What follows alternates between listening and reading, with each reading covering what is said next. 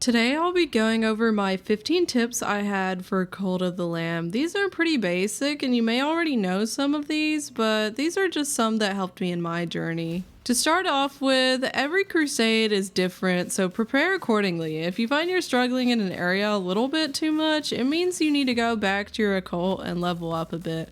Maybe eat some food, unlock new tarot cards, or try new fleeces. Marry a follower or two to sacrifice when you need to. Just take a break and fish or farm maybe. Just chill out. Feed your flock. Good stuff too. Try to avoid especially the 0-star foods that make everybody sick and make a mess. Just keep planting, harvesting, and fertilizing. Soon enough, almost all your stuff will be automated for you. Buy seeds from the rainbow shrimp dude, or if you're really struggling, make everyone fast for 3 days if it comes to it. All you need is mushrooms after visiting Sozo, of course. Change the difficulty setting to match what you want.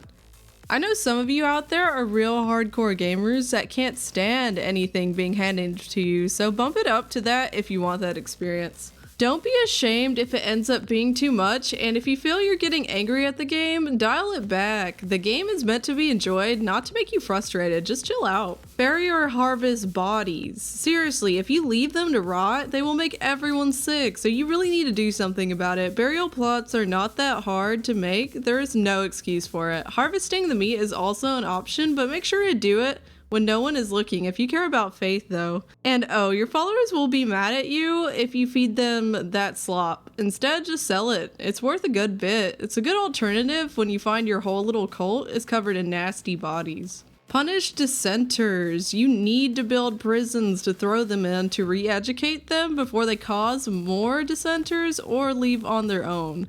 And followers are so important for the progression in your game, so fight for them.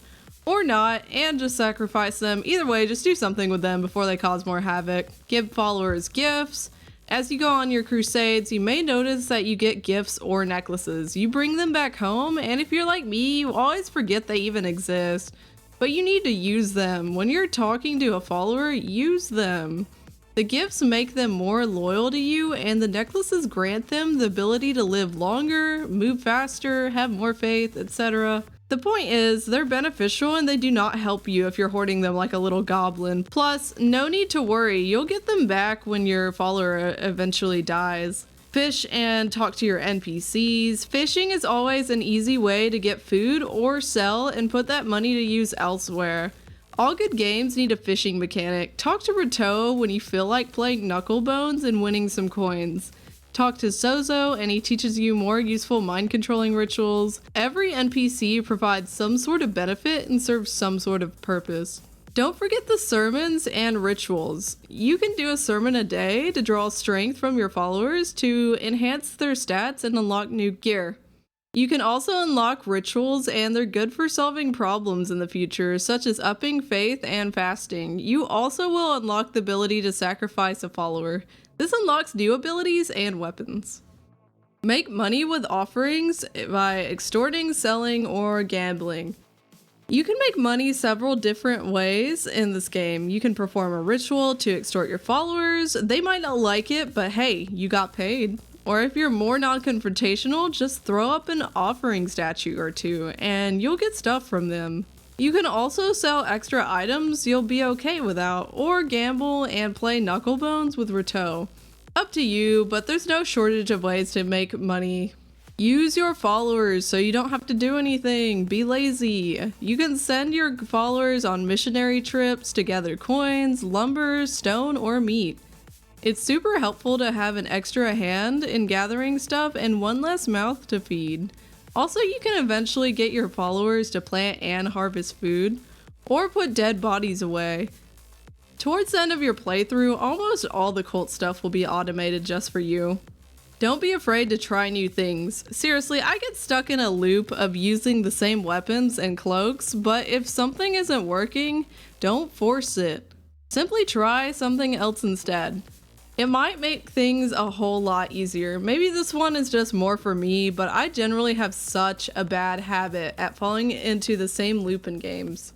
Cut everything up. Pretty much everything is useful, especially in the beginning. I know it's a little tedious as you go on, but you'll find stuff you need, such as food and building materials. It doesn't cost anything to just be thorough. Build your followers and connect with them. Give them those necklaces, praise them, level them up, use them. Follower loyalty is super important for you. Sacrifices, money, and preventing dissenters.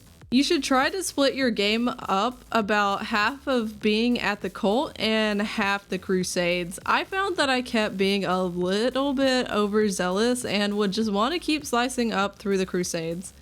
This ended up with me struggling a lot more, leading to unnecessary frustration. Just slow it down sometimes. If you don't take care of your cult, your followers end up dying and further halting progress in your game.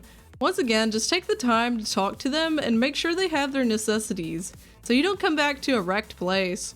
When you die in a crusade, just make sure to stick around for a bit, even if you want to go back and beat the boss. Because dying will hurt the faith and loyalty in your flock, so you gotta stand back and make sure that that's doing okay and just beat them before you go charging back in. You can bring followers back.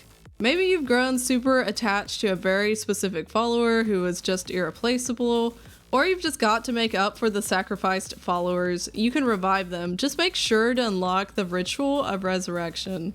Anyways, all this is solely my opinion, so let me know if you think differently or if you think any of these tips will be useful for you. I do stream every Tuesday, Thursday, and Saturday, and if you click up here, YouTube will recommend another video of mine that you might enjoy, and thanks for watching.